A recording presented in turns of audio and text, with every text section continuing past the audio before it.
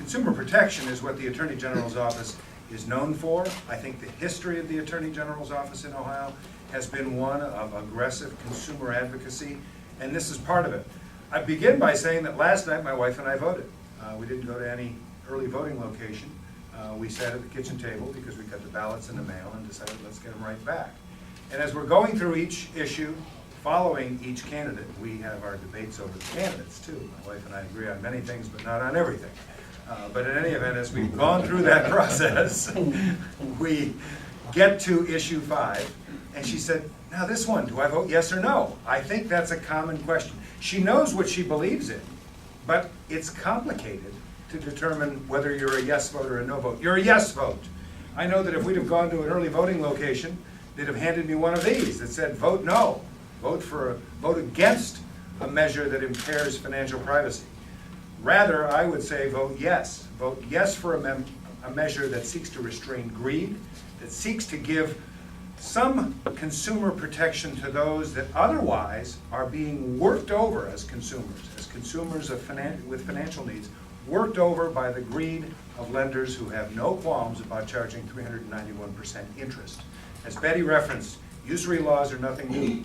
We had them when I was in the legislature in the 1980s. I remember when we raised the cap on credit card interest to 25%, and that was a debated issue at the time.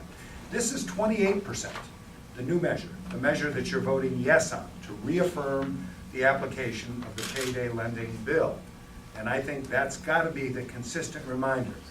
Essentially the same fraud that's been perpetrated by the industry on people who are in financial distress by charging them a 391% interest rate. That same fraud is being perpetrated on the voters when they tell people that this is a Financial Freedom Act, this is a Jobs Act. That's the measure, that's the ad that we're seeing on TV all the time, mentions nothing about usury and about abusing people from a financial interest rate standpoint. It only says it's about protecting jobs. That's nonsense. It's about protecting consumers. And I think we have every reason to encourage the retention of the law that restrains greed and that protects consumers. Bill referenced predatory lending. I think that was a scourge on Ohio for many years. We didn't have an appropriate regulatory measure. We do now with the adoption of Senate Bill 185.